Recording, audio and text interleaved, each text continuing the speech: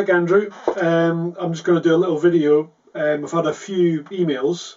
First one was from a guy called John. Hello, John. And people have been asking me about the pitch bend, how you set up the triple play and Mainstage to do all the bendy stuff. I warn you now, it's fairly easy to do, but there's a little bit of a payoff in that the tracking changes a little bit compared to when you're just using a step motion, because the string, the computer has to work out what the string's doing.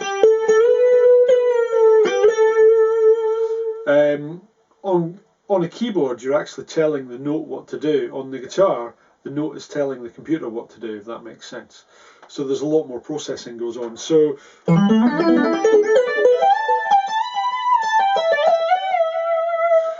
it doesn't track quite as well, but I think it still does a fantastic job.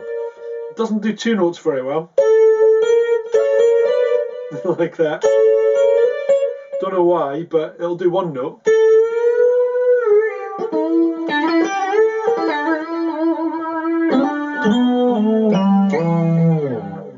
Like that. I've got it set up on my little Chick Corea sidewalk sound at the minute, so let's delve in and find out how I did it. So yeah, this is my Mainstage. This is my little Chick Corea sound for sidewalk and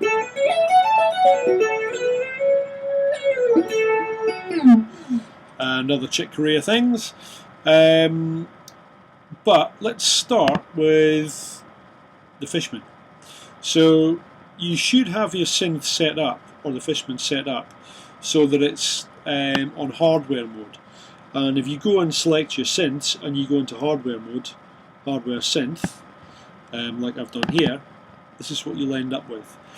I've found it works best on poly and not mono. It's kind of too much information going on mono. So set it to poly. That's the touch sensitivity fingerstyle I set it for. So I'm quite a soft player.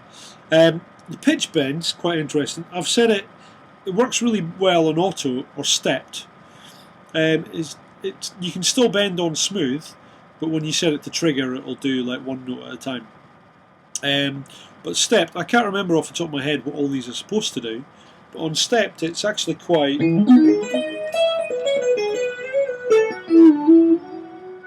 It's actually quite smooth when you play.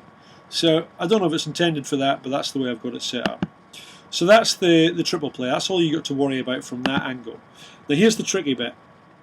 If I go into any of the Mainstage sounds, so for example, I've got the ESE right here. If I just solo that for the moment, it's just playing a pad. Just a little analog style pad. What you may not see is that this is probably what you'll see when you open it up. There's a little arrow here. You click that, you get position bender range, or possible bender range, or Pooh's bender range, or whatever it is. You set it to 12. By default, a lot of these things are set to 2. Now if you set it to 2, you might not be able to hear that. You'll hear it better on the others. It doesn't bend properly. So you set it to 12, and I think this is just like the 12 semitones that it's kind of setting itself to. I'm not sure how it works, but if you do that, when you bend, it'll eventually come into the right note. If we go to this one, this is the fabulous ES2, and again the bend range is right here. So again, I've got it set for 12.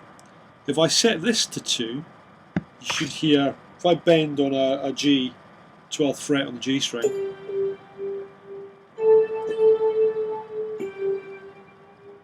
as I bend it, nothing happens. It just moves ever so slightly.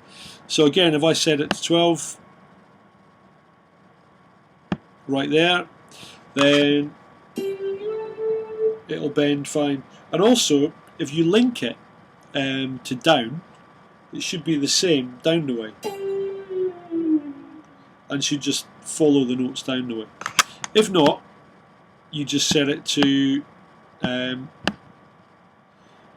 12, down the way like that, and that should give you, oh, there you go, that makes it smoother. There you go, learn something every day. So that's how you set up those synths. You basically look for the bend range and set it to 12. On a synth like FM8, which I'm using here, or any of the Native Instruments kind of things, don't worry about any of this stuff down the side. It's pitch you want right here. So normally it'll come up with a browser like this, but what you're looking for is anywhere it says pitch. And you can see I've got this set up to 12 in both directions. Pitch bend mode normal up here, etc, etc. Everything's just fairly normal, and then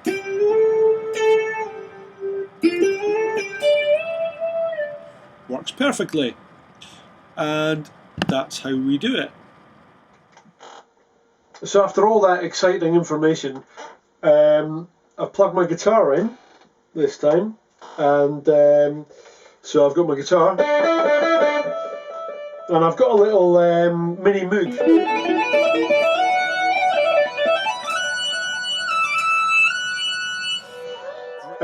That's set up with the pitch bend range the opposite way around.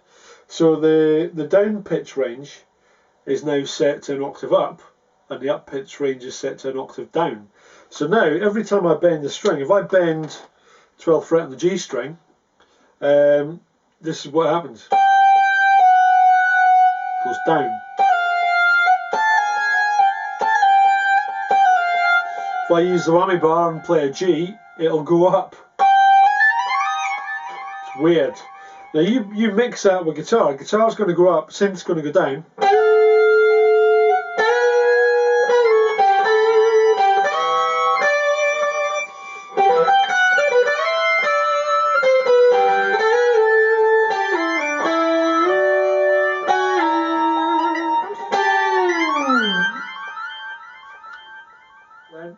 Thank you for all your emails, thank you for all your requests, and yeah, I'll see you in another video shortly.